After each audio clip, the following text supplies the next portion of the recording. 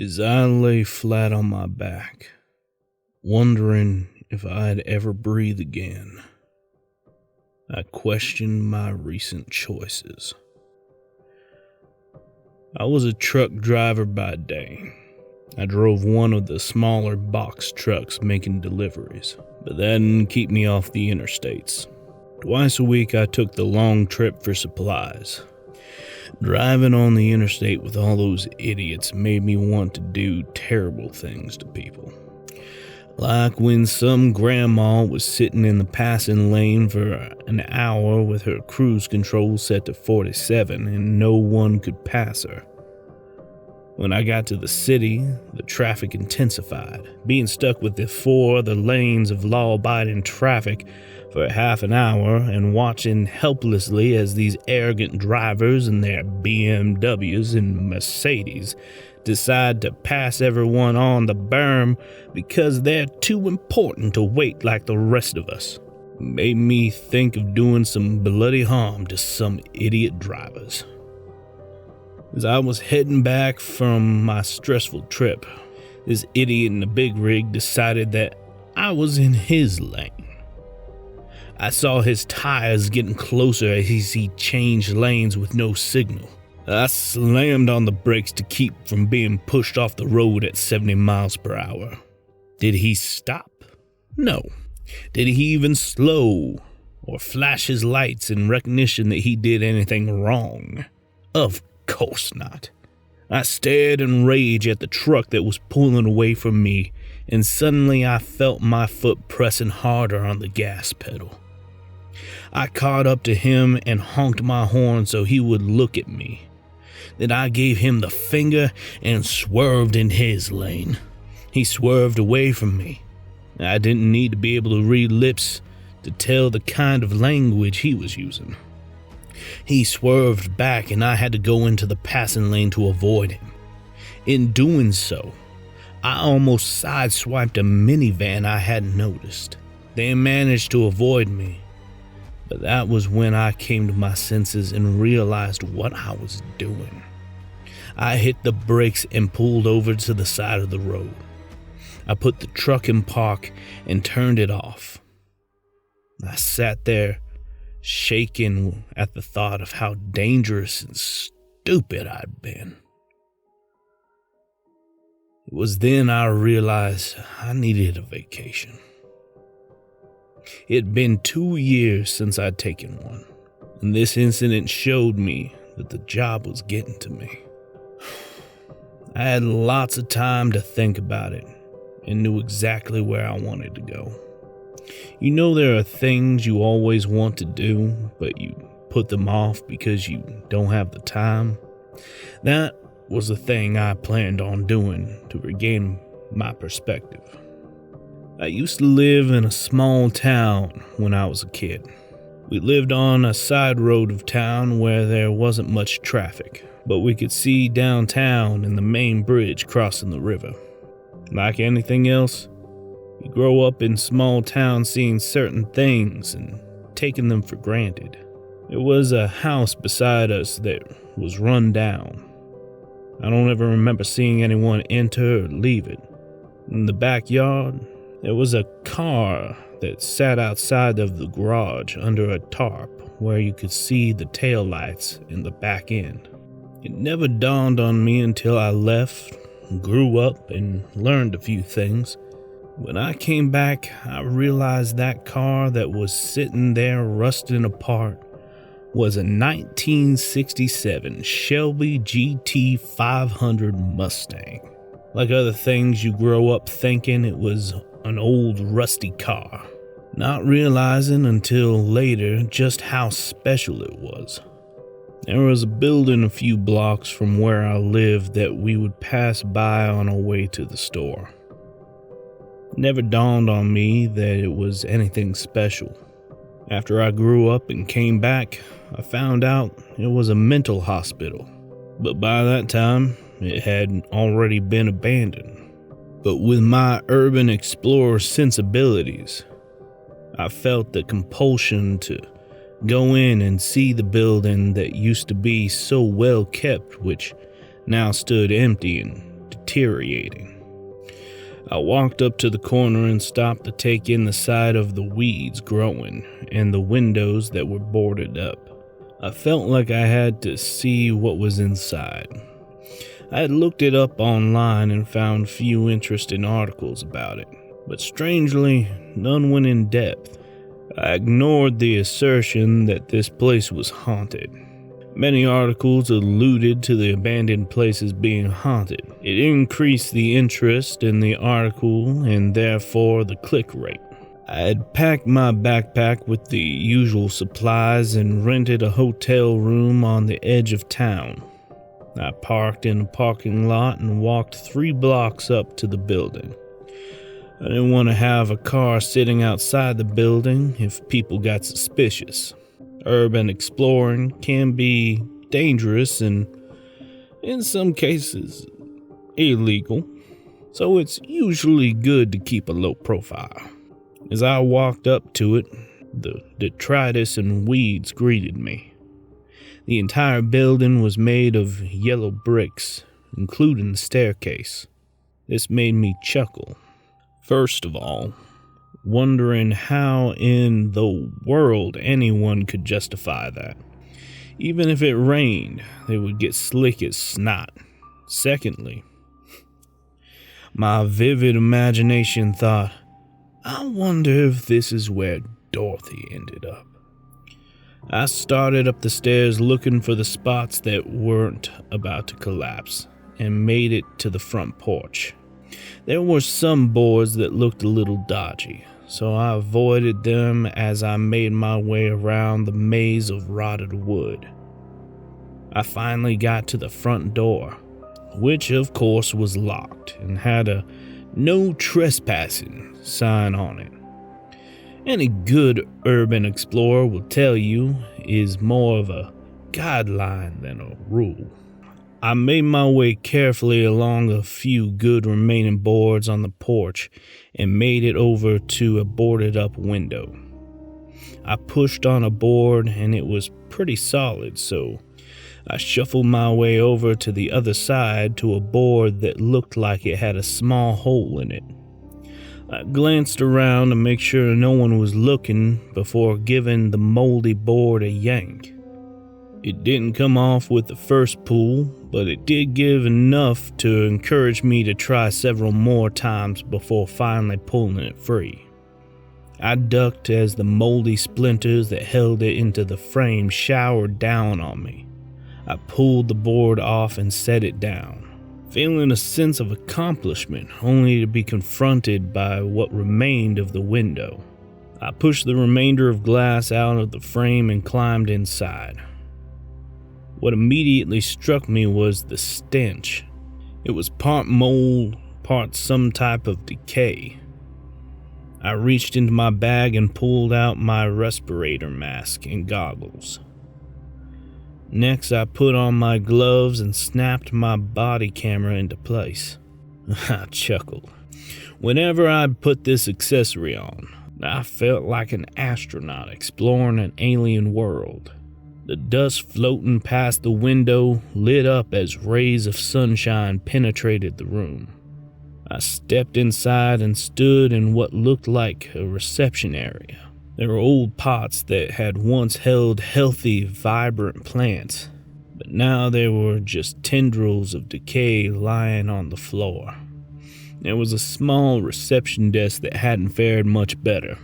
The wood had curled up and was beginning to fall apart. I pulled out my phone and snapped a few pictures before testing the floor down the main hallway. It seemed like the boards inside the building had fared better than those on the outside, but I knew not to take anything for granted. What looked like a sturdy board could collapse at any time, leaving me falling into an unknown fate. Every step I took made a threatening creak, but as of yet, I hadn't seen any holes in the floor. Aside from the floorboards creaking, it was as silent as a tomb. It was rather unnerving. The place was on the outskirts of town. like my former home, and it was only a few blocks away from the freeway. Yet I couldn't hear any noise from outside. It was like someone had placed a giant bubble over the place. As I proceeded down the hallway, I glanced into one of the rooms. It was nothing extraordinary. It had a couple of old-style hospital beds that had cranks to raise and lower the head and feet of the patient, and there were privacy screens just like you'd see in an old hospital. It had the detritus of decay, but nothing that suggested anything sinister. The newspaper article I had dug up about the place shutting down hadn't suggested anything out of the ordinary, except mere lack of funding. I came out of the room and proceeded down the hallway, continuing to treat the floorboards with suspicion. The next room held more of the same. A quick scan revealed nothing extraordinary. The next several rooms were similar. They were patient examination rooms of a varying generic design. I felt like someone was watching me. I could feel their eyes boring into the back of my skull. But every time I would whip around, no one was there. I chalked it up to the creepy environment and hearing my own breath through the mask. The end of the hall presented me with a choice. There was a set of stairs that went up and down. I hesitated for a moment before choosing up. I switched on my headlight and took the stairs slowly, one at a time. And aside from the creaks, they seemed sturdy enough.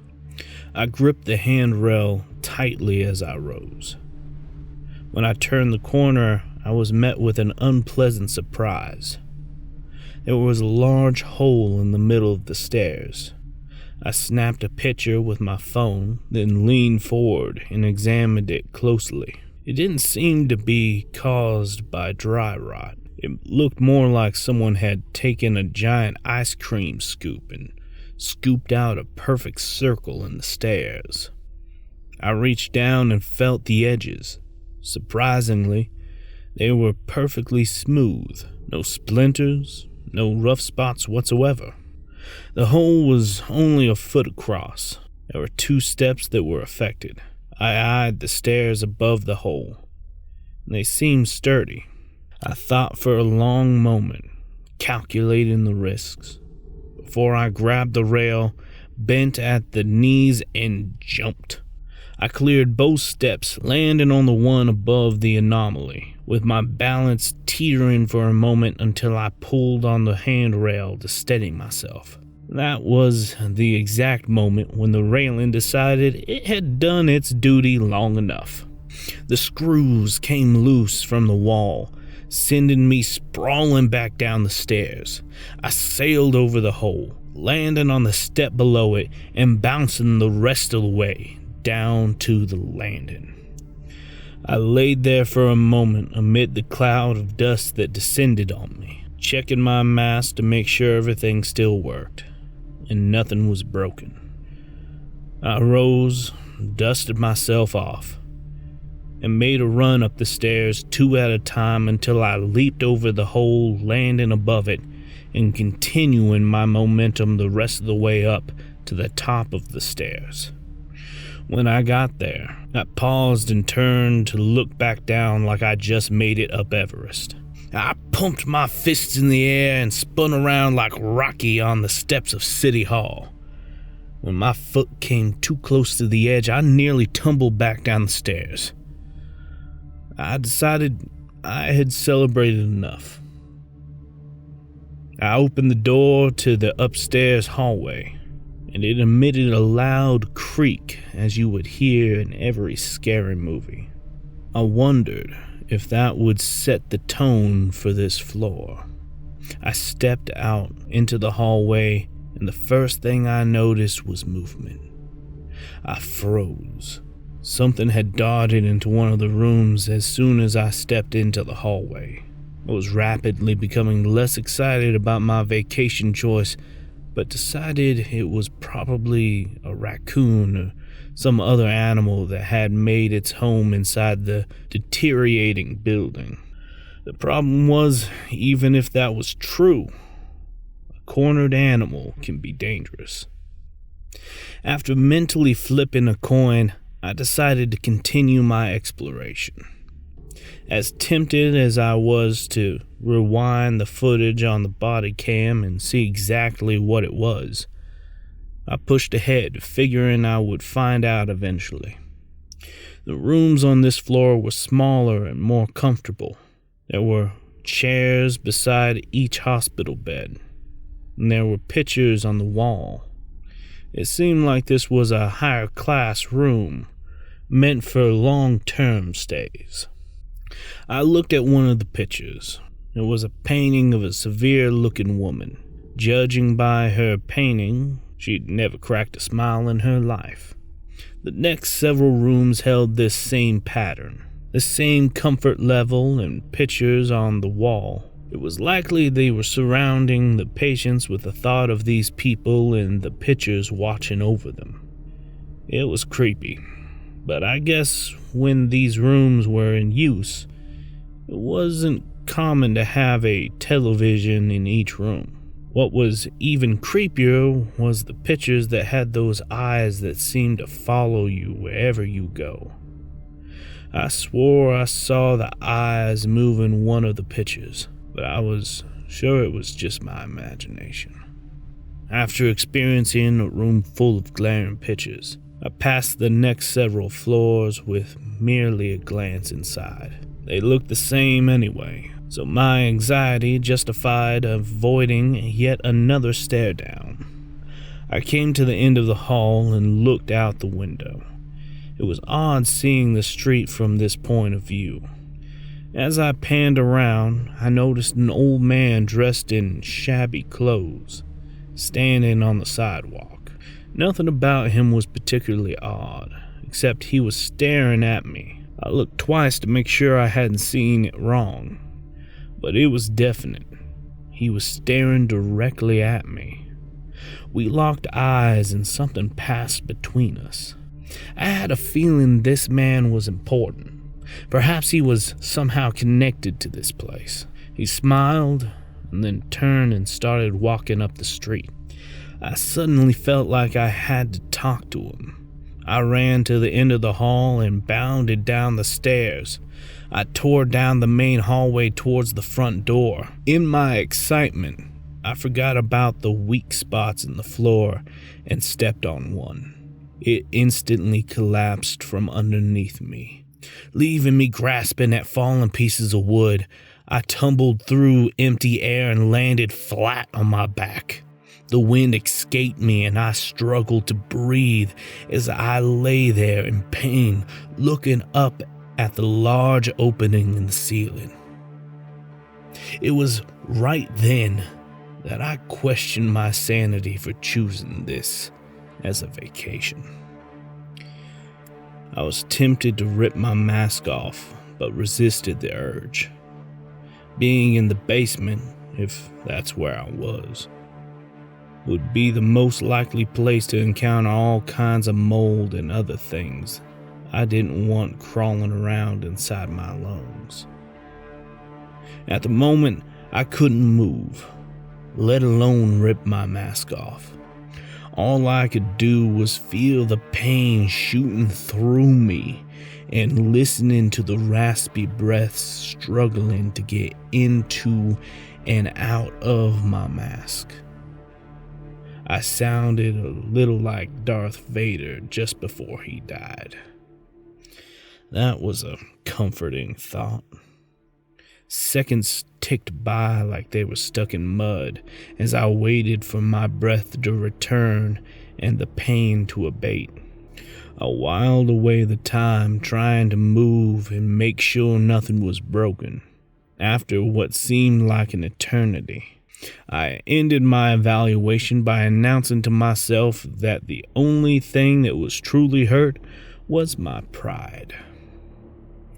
I slowly sat up and pushed the broken wood pieces off me while panning my flashlight around the new environment. The first thing I saw was a row of old-style washing machines that had rollers to squeeze the clothes through. They were lined up against a wall that was decorated with cobwebs and looked like it had streams of rust starting where the pipes ran down the wall to the machines. As I stood and started walking, I was nearly decapitated by a rope hanging from the ceiling.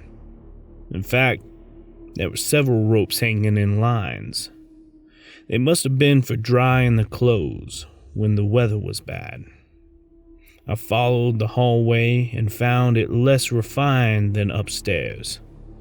The walls were made of rough-hewn wood. The rooms reminded me of coal bins. I came to an old rusty door that was partway open. I tried to stick my head in and see what was inside, but it wouldn't fit. I gave a solid tug on the door and it opened a foot or so, but rust rained down on me. I suppose the door hadn't been opened in a while. I stepped inside and panned my light around. In the corner, I saw a pair of glowing eyes staring at me. I backed up and bumped into the door, causing another rain of dust. The thing was huge. It reminded me of a opossum or a raccoon, except it had no hair. Calling it a giant naked rat wouldn't have been too far off. The room itself appeared to be a maintenance closet. As I panned around the room, then back, I noticed the eyes were gone. That sent me into a full panic.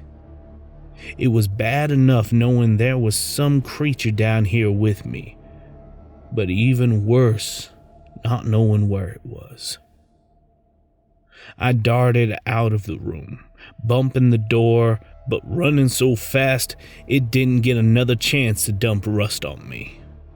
I was partway down the hall before I slowed to a stop and bent over to take a breath. As I stood there looking down, I noticed 2 ruts worn into the floor. I leaned down and touched one. It was smooth and worn in over a long time. I looked down the hallway and saw the ruts disappearing into the darkness. I pulled out my phone and took a few pictures. My curiosity dragged me after these tracks. I nearly ran down the hallway, ignoring room after room as I followed the trail. When I got to the end, the trail disappeared. It didn't fade away, it just stopped at a wall. I searched all around for the tracks to go in a different direction, but they didn't. They just ended. I remembered seeing something similar in a movie. I searched all around for something that would make the wall disappear somehow. There was nothing on the wall, no decoration or marks. I stepped back and searched the side walls, but still, they were clear of any decoration or markings. Frustrated, I stepped back even further, only this time I came across a small symbol, barely noticeable on the right wall. I examined it closely and then pressed it, and nothing happened. I sighed and looked around for anything else that could have been useful. There was nothing on either side. I took another step back and looked over the entire area. The symbol was around 7 feet away from the wall. It seemed odd to have it that far away from the wall. Unless I took another look at the ruts in the floor and saw they were around 3 feet apart. The symbol was 7 feet from the wall. Just the perfect size for a gurney. I felt a chill that had nothing to do with the temperature. I examined the symbol again. It was a crude scratching of a cross. I pressed against it again. Nothing happened. As I took my thumb away, I felt it move. I pressed the thumb into it again and began to turn. To my great surprise, I was able to turn it. It kept going with no reaction. I had no idea how far I would need to turn before there was any reaction. When the cross came to the upside down position, it stopped. I stared at the wall in anticipation, but nothing happened. I started to turn back up the hallway when I felt soft rumbling. I turned back to see the wall sliding to the side. I darted into the open passageway, not knowing how long the door would stay open. A few minutes later, as I followed the passageway, I heard the door go shut. It wasn't until then that I realized I had no way out of this place. I went back to the now closed wall and examined it. There didn't seem to be any markings. Just like the other side, I backed up a few paces and looked for a symbol when someone tapped me on the shoulder. I turned to find no one there. The hairs on the back of my neck stood on end. I stopped looking for the symbol, and I started quickly walking down the hall, hoping to get away from whoever or whatever it was that tapped me. I wasn't a huge believer in the supernatural, but I didn't discount it either.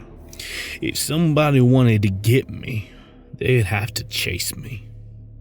The flashlight mounted on my head began to bounce as I jogged away, making shadows dance across my path.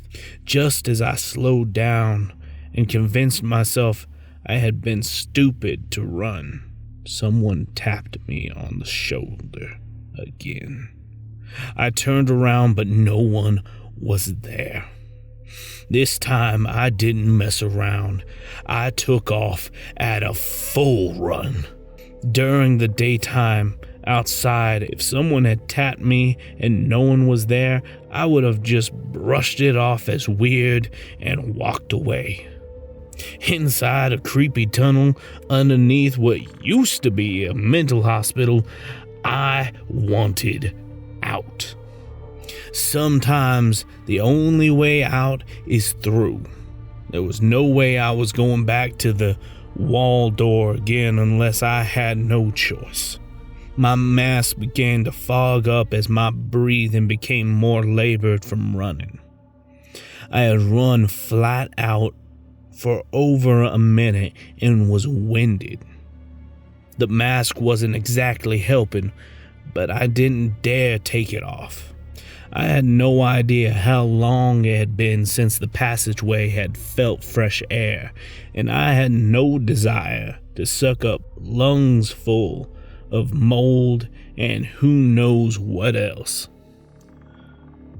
I slowed to a stop and fell to my knees, exhausted, gasping for air. I fought with every ounce of determination in me to not rip the mask off. In the meantime, my back sent me painful reminders of the little tumble through the floor that happened not so long ago. It took a good 10 minutes for me to recover and breathe normally. Just as I was about to get up, I felt the tapping again. This time, exhaustion won over terror. I turned to find no one there as before. I took the light off my head and shined it down on the offending shoulder, only to find the biggest spider I'd ever seen in my life sitting there. I freaked out and swatted it away, tracking it with my light. It landed light as a feather on the dirt floor a few feet away and just sat there. I stared at it for the longest time, waiting for it to leap at me and attack. But after a few minutes, it turned around and scuttled off as if it was bored. Once it was out of sight, I put the light back on my head and continued down the rough-hewn hallway. At first, I whipped around every 10 feet or so to make sure my former passenger wasn't sneaking up on me. After a few times without a trace of it, I stopped looking. As I plodded through the tunnel, I examined the walls. Aside from the occasional cobweb, there was nothing on the walls at all. This struck me as odd, that there was no lights, not even an occasional metal bracket to hold a wooden torch. It was as if whoever traversed this tunnel was on their own. I shone my light at the floor, and the ruts were still there. It seemed like a long distance to travel if someone was sick and needed treatment. And it was going away from the hospital. It didn't make sense, unless... Suddenly, it became clear exactly what my destination was. I was heading for the morgue. I shone my light down the middle of the tunnel, but it didn't light anything. Wherever the end was, I still wasn't close enough to see it. I wasn't sure what I expected to see, but it wasn't going to be for a while. My mind held a tug-of-war, go forward or go back. In the end, it was the explorer in me that won out. I was here to see what was in the building, and now that I was in its very bowels, I was having second thoughts. I sighed and started forward slowly. It took a little while for my resolve to reach my legs. Once it did, my walk became a march. After a while, I saw a faint outline of something ahead.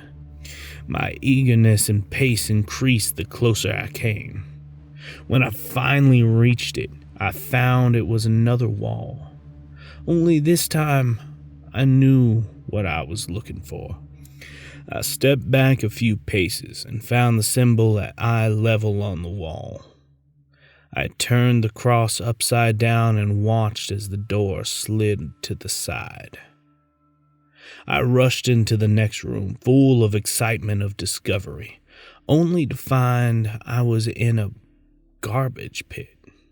It was rotten, ruined in piles. As I flashed my light around, the room seemed to be lighter than the tunnel. When I stepped in, there was a flurry of movement. Eyes that I'd seen in the first room scattered all about. I jumped when one came my way, then seemed to realize its mistake and followed the others through the doorway. I resolved not to explore that room. The stench must have been horrendous because I could smell it through my mask. That worried me. If I could smell it, then it must be getting through the filters. What else was getting through those filters? I looked up and saw the ceiling of the room was much higher. There were 3 large openings above the bulk of the detritus in the room. They looked like they were some form of garbage chute. Now that the denizens of the room had fled, I looked more closely at the piles. I took a few steps toward the piles and saw white reflect back at me. I pulled out my phone and took a picture. The flash made the image clearer than my headlamp. I looked at the picture and saw there, half covered in filth, was a human skull. I took an involuntary step back and scanned the rest of the pile. As I did, I saw a bone stick out here and there.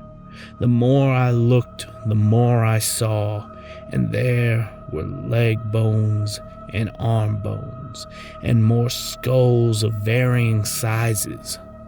The one that chilled me to the marrow was a tiny skull no bigger than a grapefruit. I needed to get out of this room. I dove into the first door I came to, no longer caring if it was the same door some of those critters had gone through. I ran out of the bone room and into a different hallway. This one was made entirely of brick. The ceiling was low and arched, with bricks from the wall forming perfectly into the ceiling. I paused to take a breath and compose myself. How many bones had I seen? Dozens? Hundreds? I really wasn't sure. I leaned back in to take a quick picture with my phone, then got out of that room. I didn't want to think about it now, but I was sure this would be the last time I visited this place. It would only make sense to record as much as possible. It was then I remembered my body cam. I took it off its mount and checked to make sure it was still on. The power light shone green and the record light glowed red. I checked the battery and recording space and found around an hour left in my exploration. I had no desire to check the video now. I was sure I'd be seeing those critters again soon enough. But what really bothered me were the bones. Why wouldn't they just bury them? What about the families of all those people? Did they know their remains were down here in someone's basement, dumped like trash? I couldn't imagine the people of the town knew about this. There would have been a major uproar. Could this be why the place is shut down? Did someone investigate and discover it, then quickly cover it up to prevent a scandal? I looked down the brick hallway. The only way to get answers was to find them myself. And what about that old man I'd seen on the street? The way he smiled. Did he know all about this? Did he know what I would find? Had he gone to tell someone that I was creeping around in their dirty little secret? Or even worse, disappear me like all the people whose bones now lay forgotten in a pile of garbage? As if reading my thoughts, I heard a sound in the distance. It wasn't loud, like a stone had fallen or been kicked by someone too focused on sneaking up on me to notice it. My senses went on high alert. I reached into my backpack and pulled out a can of pepper spray. Why I didn't have it out long ago, I'm not sure. Perhaps I was too focused on exploration to be concerned about safety. A pain in my back reinforced that conclusion. I did a slow pan in a circle, looking around the room. It was also dirty from years of disuse. I wished for more light. My headlamp was bright enough for normal circumstances, but in this underground labyrinth where light hadn't been seen for untold years, my lamp was woefully underpowered. Every time I turned, shadows jumped and danced, making my anxiety run rampant. As strange as it sounded, those small rodent-like creatures gave me hope. At least I knew there was breathable air down here, otherwise they would have died long ago. I wondered what they were feeding on. Cleaning the last shred of meat from bones would only last for so long. I wonder if they weren't afraid of the light, if they would have found me to be a lovely little snack.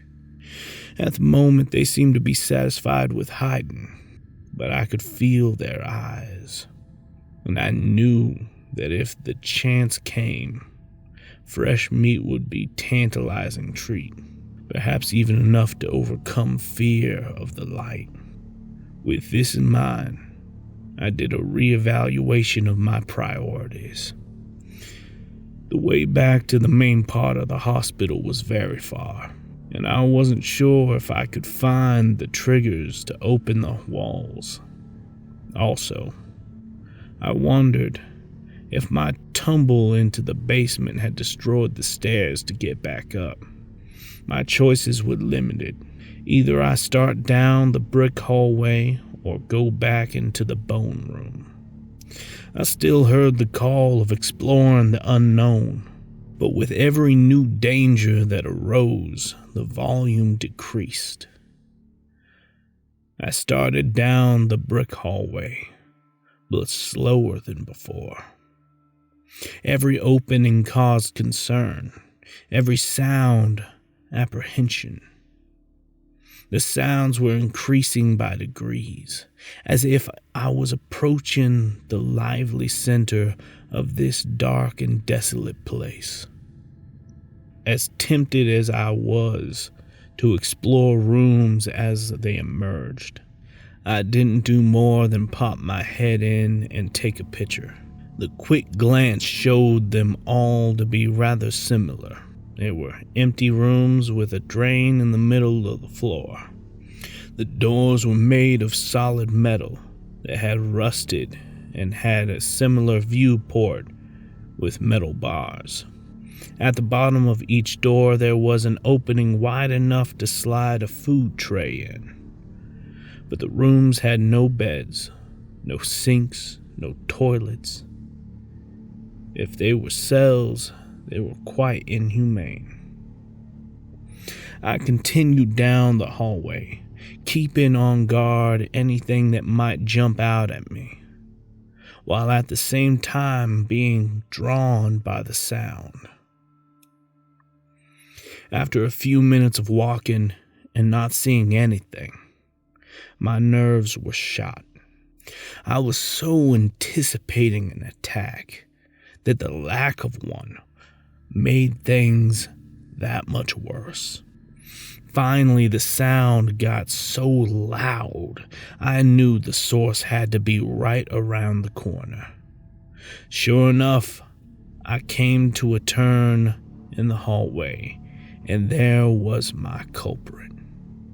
Water falling from above and splashing into a puddle on the floor. It must have been doing it for a very long time, because there was an impression worn into the floor where the puddle permanently resided. When I rounded the corner, several of the critters scattered upon seeing the light. I stepped around the puddle and continued down the hallway. It was strange hearing the sound reduced, like I made a great discovery, and then immediately abandoned it. I came to a long circular ramp that went up to the next floor. I worked my way down this new hall until I came to a room that made me wish I'd never taken this vacation. It was a large room, but very dirty. Unlike the other rooms in the basement hallways, this one had furnishing. There was a large cage that was round with metal slots and looked like it had just enough room to hold an adult. I knew this because there was a skeleton inside. The legs had slipped out the bottom and one of the feet was missing. The rest was piled at the bottom with the cage, where the poor, unfortunate soul must have died and been left there to rot. I nearly retched at the thought of being left to die in such a horrible way. The rest of the room was furnished as well, with a rack, an Iron Maiden, and a strange contraption that had a pyramid sitting on top of a pole.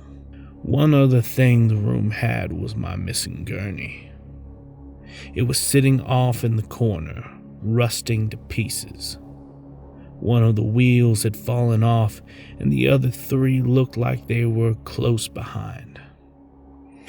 On the wall opposite the furnishings, there were 3 large openings. I looked through one and saw a pile of dirty bones in the room below where I had first entered. But the next room held an even bigger shock.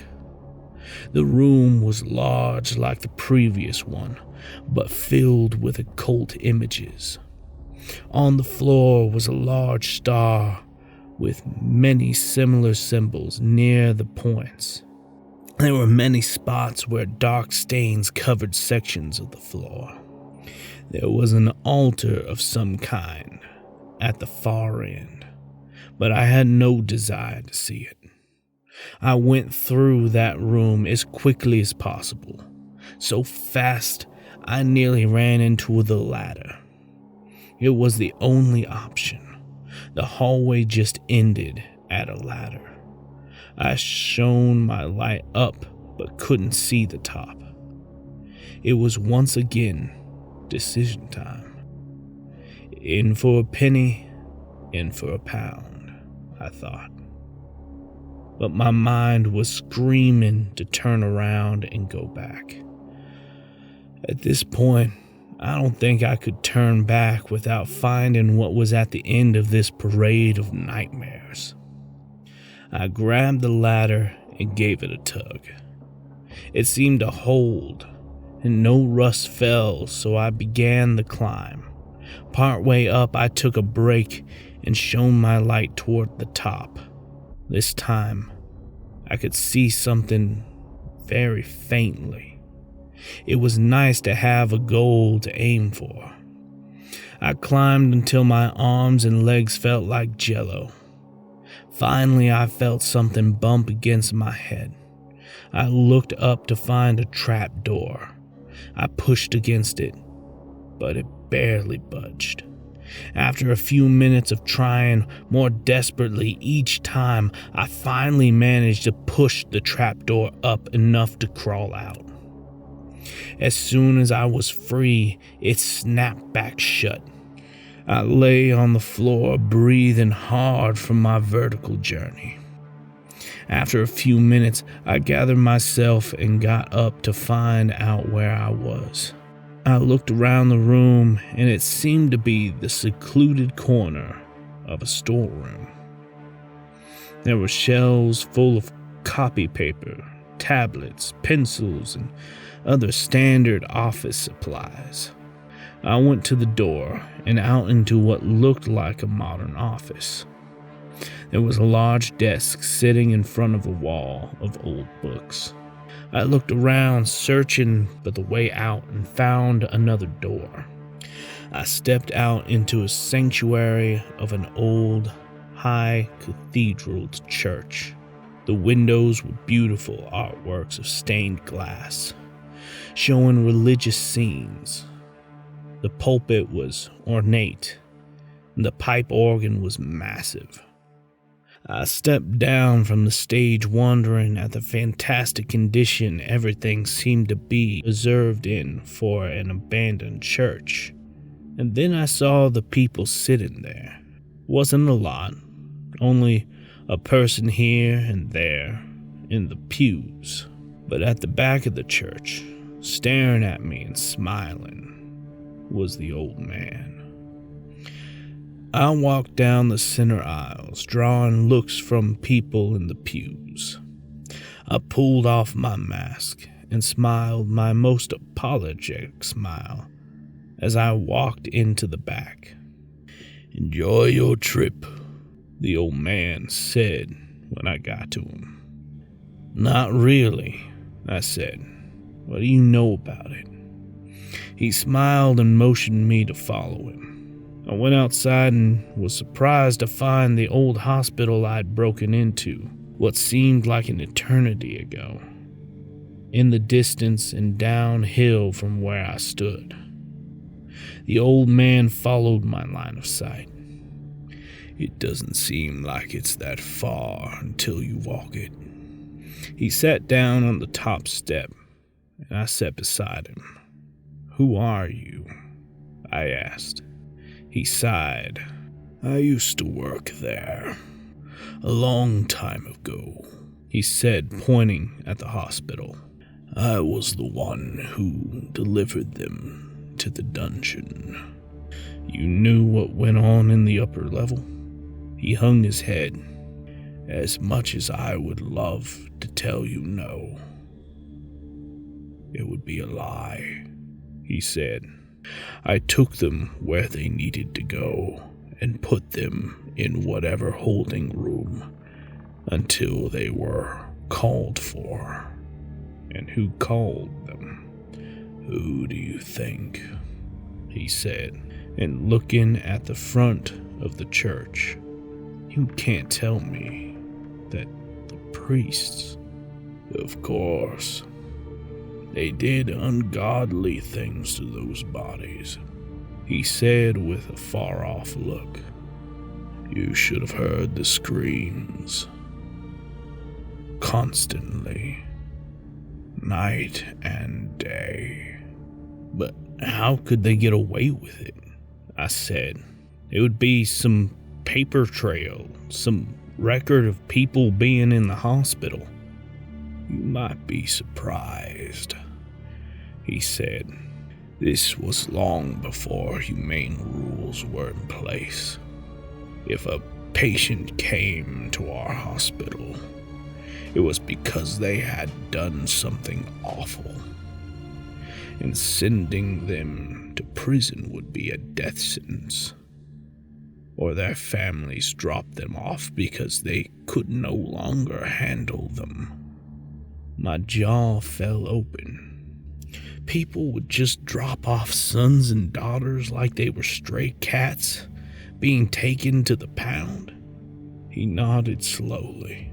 Unbelievable, I said. Is it really? Think about our modern disposable society. If it's too much trouble, get rid of it. I see your point, but this was decades ago. Back when people still cared.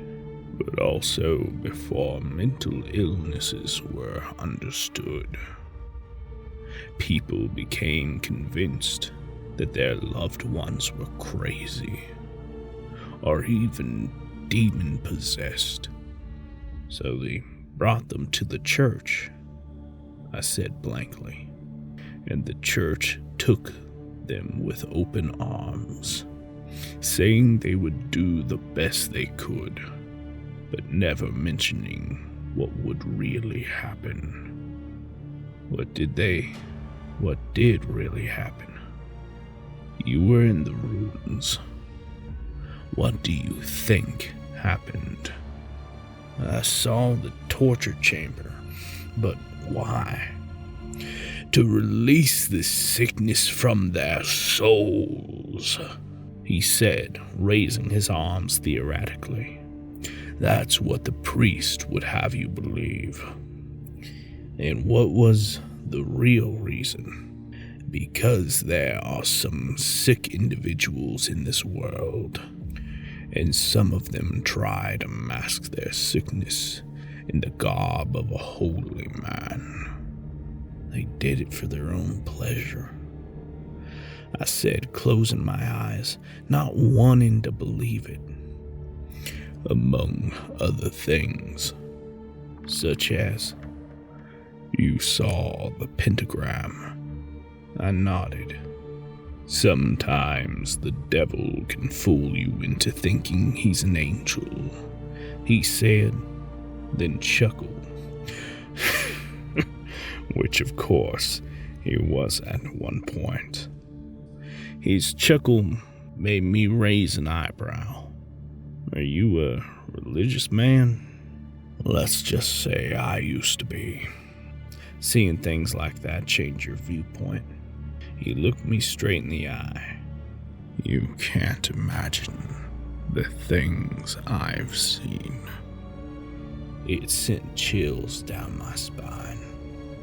So they actually performed human sacrifice rituals.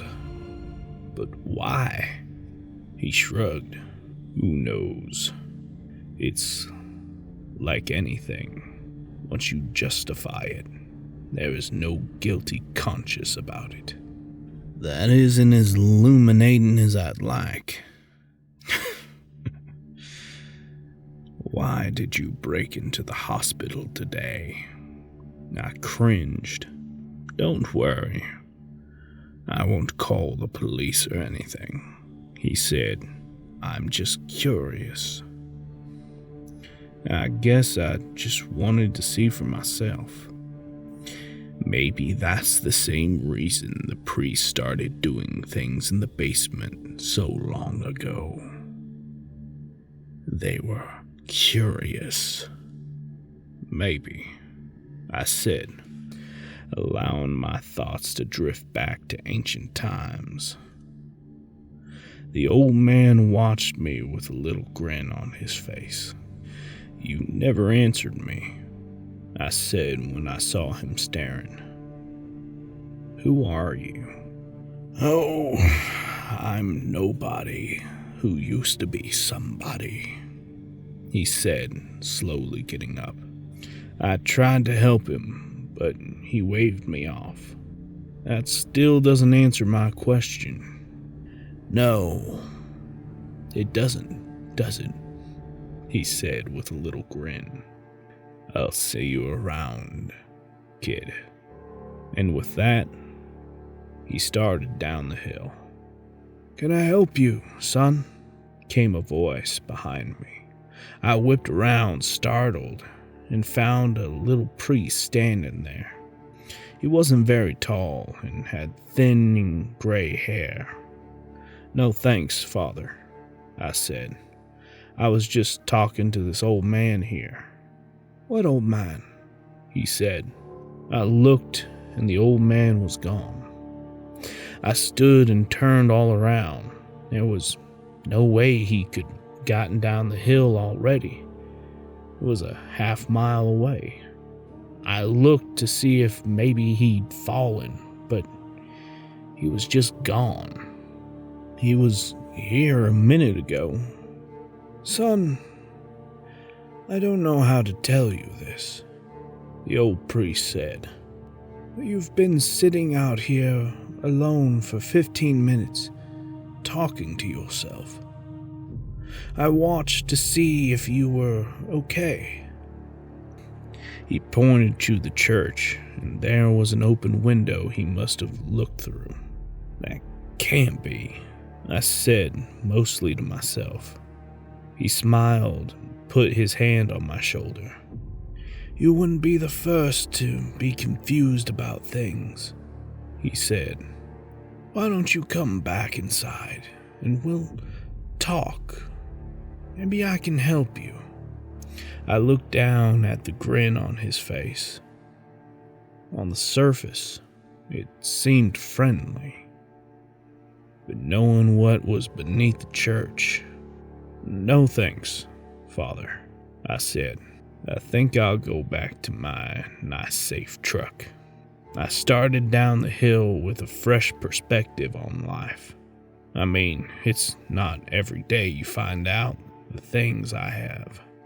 And as for the old man, when I walked past the hospital, I looked up at the second-story window I had seen him through. I swore I saw a fleeting glimpse of someone looking out at me. I stepped a little faster, heading for my car.